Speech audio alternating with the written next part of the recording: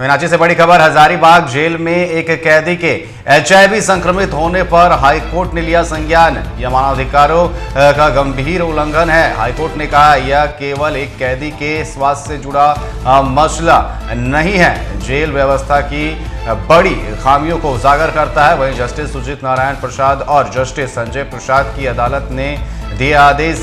25 सितंबर को संबंधित अधिकारियों को अदालत में हाजिर होने का निर्देश दिया गया है। अदालत ने कहा कि यदि लापरवाही साबित हुई तो सभी के खिलाफ होगा सख्त आदेश जारी।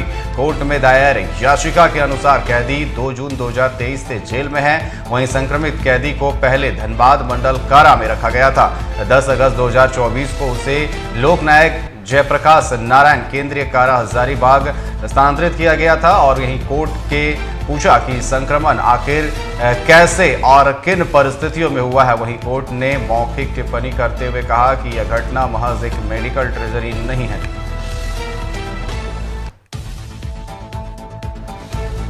तो बड़ी खबर आपको बता दें, कोर्ट में दायर याचिका के अनुसार कैदी 2 जून 2023 से जेल में बंद है। ऐसे में फटकार लगाई गई है। और इस पर अधिक जानकारी के लिए हमारे साथ रांची संवाददाता चित्रंजन फोन लाइन पर जुड़ चुके। चित्रंजन, जिस तरीके से HIV पॉजिटिव की ये खबर सामने आई है, जेल से बड़ा सवाल उठ रहा है और कहीं ना कहीं हाईकोर्ट ने भी इस पर संज्ञान लिया है और फटकार लगाया है।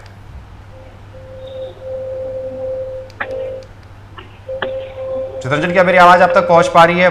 बड़ा गंभीर मामला निकलकर सामने आया है जेल में, जिस तरीके से कैदी HIV पॉजिटिव पाया गया है।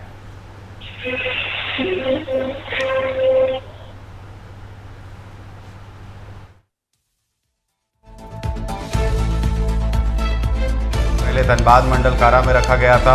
वहीं 10 अगस्त 2024 को उसे लोकनायक जयप्रकाश नारायण केंद्रीय कारा हजारीबाग स्थानांतरित कर दिया गया था। ऐसे में अब हाईकोर्ट ने संज्ञान, और एक बार फिर से हमारे संवाददाता हमारे साथ जुड़ चुके। चित्रंजन, क्या कहेंगे जिस तरीके से HIV पॉजिटिव पाने के बाद हाईकोर्ट ने संज्ञान लिया है और जवाब भी मांगा है उसको लेकर के?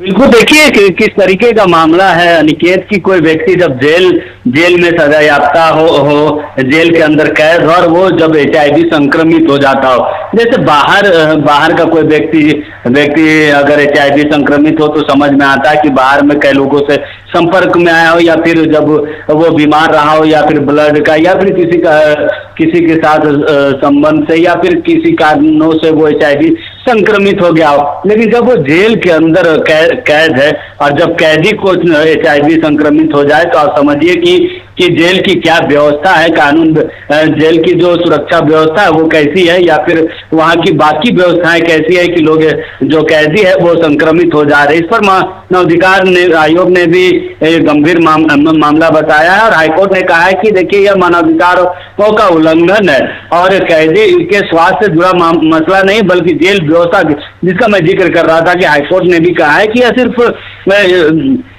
कैदी के स्वास्थ्य से जुड़ा मामला नहीं, ये पूरी जेल मैनुअल और जेल की जो सुरक्षा व्यवस्था है उस पर एक बड़ा सवाल उठता है, उसकी खामियों को उजागर करता है। और देखिए, जस्टिस सुजीत नारायण प्रसाद और जस्टिस संजय प्रसाद की अदालत ने आदेश दिया है कि 25 सितंबर को संबंधित अधिकारी जो है अदालत में हाजिर होंगे और इस पूरे मामले पर जो है वो अपनी बातों को रखेंगे कि आखिर कहाँ पर चूक हुई कि इस तरीके का मामला सामने आया। यानी कि अब जो कैदी HIV संक्रमित हो गया होगा, आप समझ सकते हैं कि उस व्यक्ति में क्या खुद बीत रही होगी, वो व्यक्ति अपने आप को कैसा महसूस कर रहा होगा। तो अदालत ने कहा कि लापरवाही साबित हुई तो सभी के खिलाफ सख्त कार्रवाई करने का आदेश भी देगी। और कोर्ट ने कहा है कि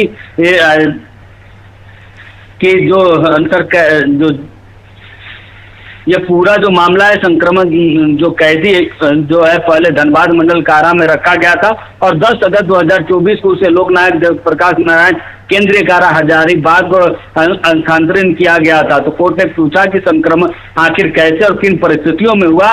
कोर्ट ने मौखिक टिप्पणी करते हुए कहा यह घटना महज एक मेडिकल ट्रेजेडी नहीं है, बल्कि सुरक्षा व्यवस्था पर एक बड़ा सवाल है कि जेल मैनुअल जो नियम है उसकी धज्जियां उड़ाई जा रही है, सुरक्षा व्यवस्था ताक में रखे गए, सब इस तरीके के मामले सामने आ रहे। यह एक गंभीर मसला है। जी चित्रंजन, आपका बहुत बहुत धन्यवाद हमारे साथ जुड़ने के लिए और तमाम जानकारी साझा करने के लिए।